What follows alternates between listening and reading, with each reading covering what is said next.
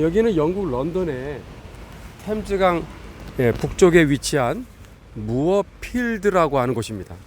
마틴 로이드 존스 목사님 표현에 의하면 1739년은 영국의 교회 역사상 가장 위대한 해였다, 뭐 이렇게 표현도 하셨어요. 그래서 그거는 조지 휘필드 목사님을 이제 일컬어서 하는 얘기였거든요. 조지 휘필드 목사님께서 여기에서 조금 떨어진 곳에 세인트 메리 교회라고 아주 오래된 교회가 있는데, 국교회 원래 그 소속 목사로서 초청받아서 설교를 하기로 했는데 그냥 문에서 들어가지도 못하고 쫓겨나 버렸어요.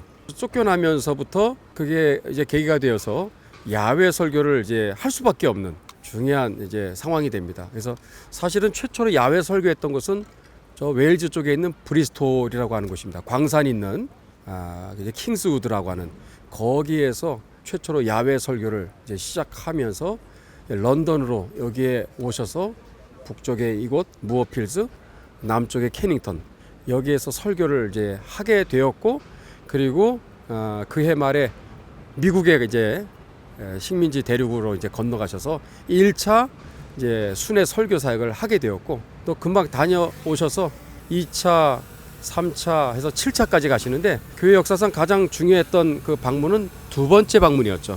두 번째 방문 때 조지 휘필드를 통한 1741년 영적 대각성 운동이 전 13개 식민지 모든 지역마다 광범위하게 확산이 되는 역사가 일어났습니다. 당시에 뭐 이런 벌판에서 기록에 의하면 아무리 적어도 5만 명, 뭐 거의 10만 명 가까이도 이렇게 운집한 회중들에게 설교를 하셨다고 합니다.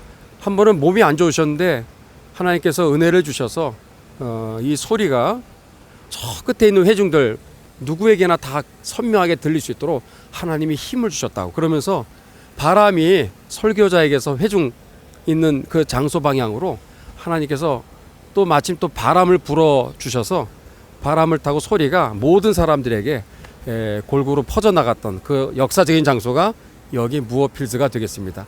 그렇게 해서 그 위대했던 영국, 그 다음에 미국의 영적 대각성 운동이 일어났고, 중요한 것은 또 이제 스코틀랜드에 1740년부터 시작해서 1차, 2차, 7차례 또 방문을 하셔서, 사실 이 한 분을 통해서 영국, 잉글랜드와 스코틀랜드, 미 식민지 대륙까지도 이 영적 각성의 불길이 번져가게 되는 정말 위대한 부흥의 역사가 일어났던 그 역사에 그 초창기 때 있었던 바로 그 야외 설교 장소가 이 무어필즈가 되겠습니다.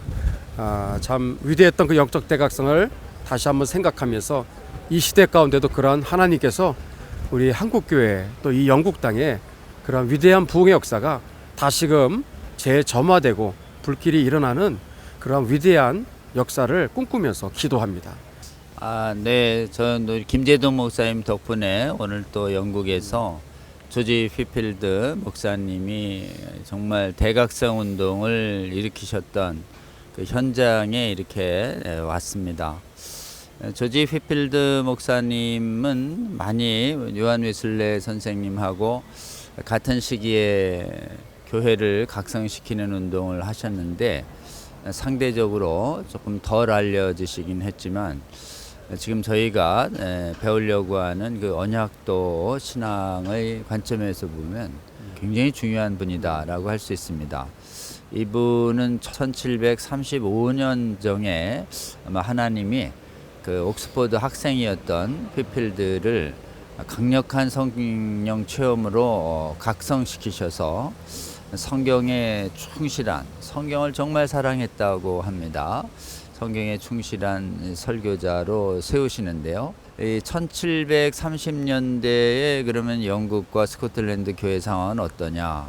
정확하게 100년 전쯤에 1643년부터 9년 사이에 영국의 이 언약도들과 청교도들이 세계에서 가장 충실하고 권위 있는 교리 고백서와 교육서, 문답서와 이제 예배 모범과 교회 정치 모범을 만들어내죠. 그 웨스트민스터 표준 문서가 만들어진 상태에서 한 100여 년쯤이 지난 때입니다. 그런데 1688년 소위 명예혁명이 될 때까지 표준문서 만든 후에 연이어 등극한 영국 왕들이 이거를 장로교회 또는 이 언약도 문서를 폐기하기 위해서 엄청난 학살의 시대가 시작됩니다.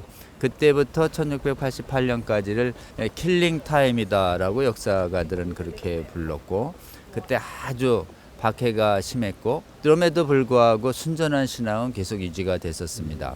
근데 1688년에 종교가 다르다는 이유로 나라의 권력으로 억압하고 탄압하지 않겠다라고 해서 이제 종교 관용의 시대가 시작됩니다. 그때부터 이제 장로교이든 독립파이든 성공회든 각자 옳은 소견대로 신앙을 믿기 시작을 했는데, 경제적으로는 산업혁명이 막 일어나고 막 에너지로 석탄의 소비가 일어나고, 그 다음에 이 소득 수준이 높아지면서 이 도심으로 이 노동자들이 몰려들고 부자는 더 부자가 되고, 지금 이렇게 도시로 밀려든 노동자들은 아주 가난해지는 이런 그 경제적 부여 속에서 격차가 심해지면서 있는 사람들은 자꾸 세속화가 되어가고, 대학은 이성과 경험을 중시하는 계몽주의가 지배하고, 이 영향으로 신학계에도 하나님의 초자연적인 섭리적 간섭은 없다라고 하는 이신론이 신학계를 지배하자, 이 영국의 그 뜨거웠던 신앙이 그 굉장히 짧은 시간 안에 확 무력화됩니다.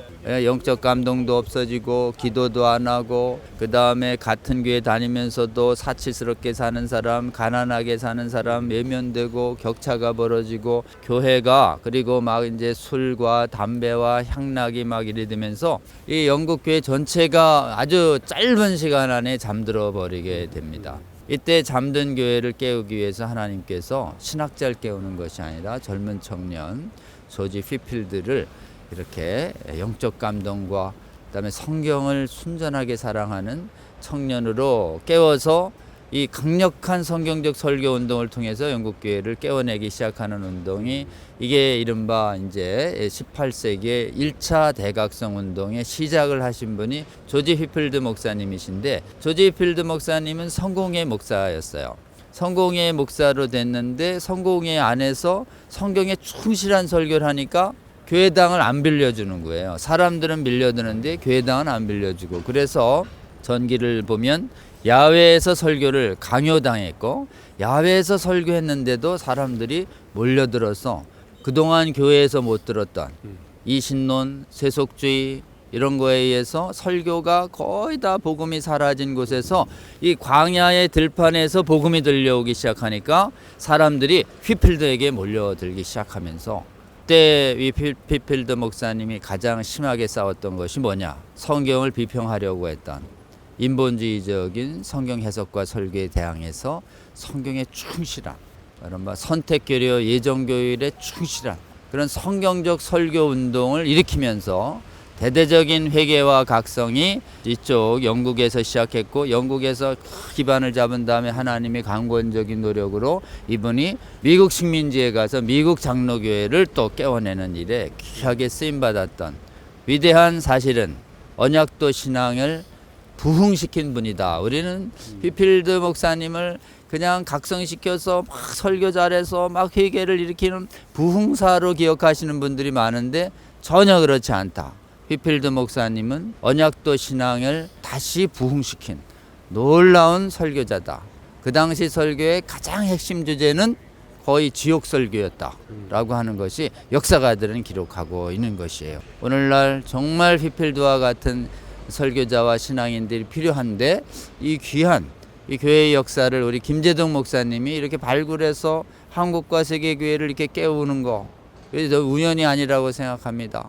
여러분, 우리 김재동 목사님의 이 수고를 꼭 기억해 주시고, 김재동 목사님이 올리시는 동영상 강의 잘 들으면 1730년대에, 그러니까 지금부터 300년 전이죠. 300년 전에 우리 주의 택한 백성들을 깨우셨던 성령의 함께 하심을 함께 우리가 은혜를 받으며 또 이 시대에 필요한 하나님의 사명을 잘 감당할 수 있을 거라고 생각합니다. 여러분, 저희가 서 있는 이곳, 여러분들도 꼭 오셔서 귀한 교훈을 받으시기를 강력히 권고드립니다. 여러분, 감사합니다.